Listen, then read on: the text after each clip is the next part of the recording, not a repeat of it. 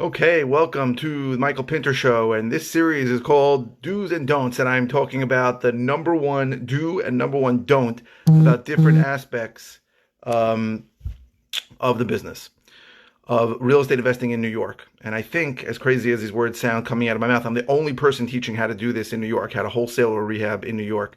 Every other person really doesn't have a clue how to do it in New York. And I go through some of the reasons why it's different in New York. It's really like another planet.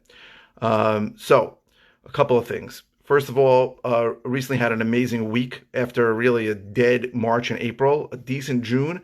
I'm sorry, dead March and April and a decent May. June really was great. Had a great week. A lot of new contracts. Sold a lot of deals that were sitting around for a long time, and did a couple of wholesale deals. Sold deals that we had to sell, and we're going to spotlight some of them. So one of them was a property. In Elmont, 81 Hathaway, and it's a property where there was a huge vacant lot on the side of it. And this is not the first deal that I've done like that, and it's something you might want to look out for. If you see a property where it's got a wide lot and the house is on one side of it, it's a possible subdivision candidate. Now, this took a long time, it took over 2 years. We have to get a variance for it. We got denied the first time, got denied. I got approved the second time. But it is something where if you look for these kinds of situations, and it depends where, because some municipalities will give you a variance and some will never give you a variance. You have to do a little research.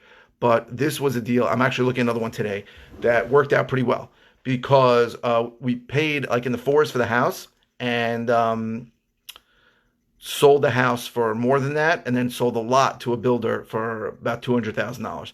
So again, it took time, took money, but it's something where if you can buy a house, sometimes you can even pay for more for the house than it's really worth, which gives you a huge advantage over every other investor. And then if you know that you can subdivide the property and sell the other lot to a builder, land value in our area is pretty significant. And that's a lot that I probably would have sold for $170,000 a few years ago. Land value has gone up because the resale value of what that builder is going to build there has gone up too. So it's something to look for if you see it, but you need to know where and how big the lot is, exactly what the story is. Again, if the lot is just big and the house is in the middle, it's not as advantageous because then you got to demolish the house, and then the land value of both those properties may not be as high as you think. But if the house is all the way on one side, you can keep the house, subdivide the property, sell the house, and then sell the lot as is. That's a better way to go about it. But again, it is something that you need to look at, and each situation is different. Every place is different. So today we're going to talk about the number one do and number one don't when talking to a seller. So the number one do when talking to a seller, the number one thing you should do is you're trying to uncover the reason why they want to sell. That is the most important thing. The most important thing is to find out why they want to sell, and you've got to dig. And it's something I struggle with even today, right? You got to dig to get to their pain, and it's important to understand that. And people say, "Oh, I can't dig because what if there's enough pain?" Well, if there isn't enough pain, they're not going to sell it to an investor at a discount. That's the truth. So you've got to dig, and you've got to ask them multiple level questions. So you're going to get surface answers every time you ask, why are you selling? I'm tired of owning it. So then you got to ask, what does that mean you're tired? What does that mean? Or they'll say something like, I can't afford it. And you're going to say, well, is that a big deal or a little deal? You want to dig and you want to find out what exactly the reason is they want to sell, and really if there is enough pain for them to sell it to you at a discount or not. And let's be honest, most appointments are not going to result in them selling the property to you. And most often it's because there isn't enough pain, right? They thought about selling, they're not serious about selling, the house really isn't causing them enough pain, and there isn't enough of a motivation for them to sell to you. Now, there are some people who overqualify every lead they get and only go on appointments where the people are screaming, their head's on fire kind of thing. I would love to do that, but the truth is I don't have enough of those appointments. So, and the truth is if you're starting out, right? If you're starting out, you want to go on appointments, even if they stink, just to get over your fear of talking to sellers.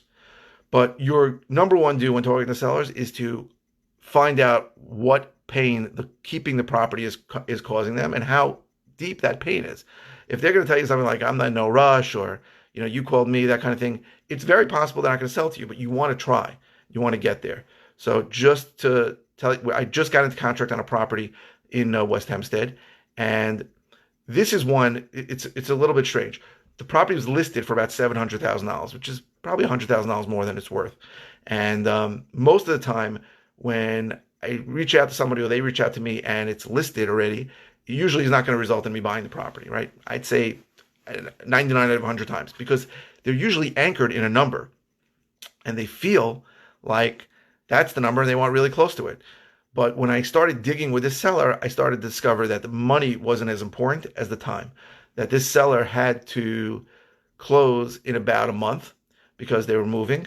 They needed the money from the sale to buy the property that they were going to. And there was no way in hell that they were going to find someone, regular retail buyer, who was going to close in a month. That's the truth. So when I found out that time was more important to them than money, I also got to the bottom of what they wanted, and I'm buying the property for like mid fours. I don't think it needs a lot of work, and I'll see what I'm going to do with it after. But I'm probably going to do some work to it though. So that is a perfect example of the number one do. You've got to dig and find out why somebody is selling. Right? In this case, she needed the money to buy something else and needed it quick. Now, the number one don't when talking to a seller, and this is very hard, especially when you're starting out, is not to be this desperate house buyer, right? You got to really take two things out of your mind before you get to the seller appointment. The number one thing to take out of your mind is I'm here to make money, because that is something that the seller is going to pick up on. And the second thing you really want to take out of your mind is I need to buy this house, because if you're desperate, the seller is going to pick up on it.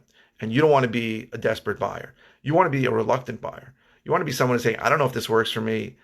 I got to really, sometimes people will call, you'll talk to a lead and they'll go, give me your number. And I'll be like, I don't even know if I want to buy it yet. I got to see it. I got to talk to you.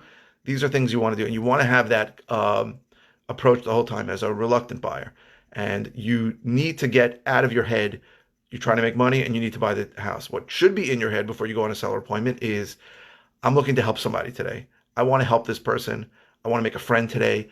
If that's in your mind, that will come through during the sales call, and you'll be able to do the number one do that I said, which is really get to whether this is something where you can help them or not. And again, many times you can't help them, right? Many times what they want is not something you can give them. But if your approach is I'm trying to help this person and dig to find out if they really need my help or not, then you'll have a much better time on the appointment, and it won't be a problem. Because what I've seen people go on appointments and just have this, oh, don't worry, whatever it is, we can take care of it. We just want it. And sellers, especially in New York, pick up on that crap right away. They don't like being sold. They don't like somebody who's just desperate to buy, who's got desperation dripping from them. And let's be honest, when you start, you are desperate, right? You might be making calls for months. You might be this might be the only appointment you've gone on. This might be the only appointment you've gone on for a long time. You're desperate. On some level, you're desperate. And you've got to push that desperation away so that it doesn't come out to the seller when you're talking to them. And you want to be someone who's like, I'm here to help you. If I can't help you, then this is not going to work. And that's fine. It's absolutely fine. And you need to really say that to them when you get there. Listen, this is setting the stage, right? All of these tactics come from John Martinez, MidwestRev.com. He is the number one premier sales trainer for real estate investors. And you set the stage when you get there, and you tell them, listen, this is what's going to happen. I'm going to be here for about 20 minutes. You give me a quick tour, then we're going to sit down and talk. If when we're done, I may give you a number, or we're going to see if it makes sense to take a step forward. But if not, that's okay. And I say to them all the time, I don't buy every house that I walk into, and it gives them permission to say no and makes them feel at ease.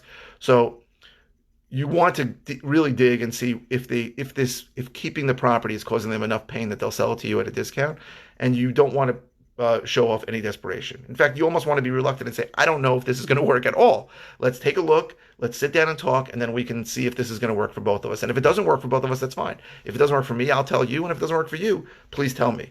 That's what you want to do. So those are the number one do's and don'ts when talking to a seller on a seller appointment. So just to recap, those are the important things to think about. Again, do not think about making money or absolutely buying the house when you get there. Just have in mind, you're there to help somebody. You're there maybe to make a friend. You're there to see if you can help somebody or not. The next show, I'm doing a series now of these do's and don'ts. So the next show is going to be do's and don'ts when you sell a property. And I think there's There's a lot of mistakes people make. People make the same mistake. I made this mistake many times, so I'm going to go through them on the next show. But I hope this was helpful. And if you like it, please click like, share, put in comments. All comments will be responded to.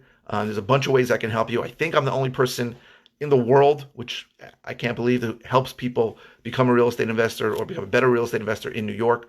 Every single person I've seen teaches this in other states, and the other states are very different. So look below for the 7 ways I can help you, or above. If on Facebook it's above, and on YouTube it's below. And let me know if there's any do's and don'ts you want me to do. Put in a comment, and I'll be happy to add that to the series. So thank you very much for watching.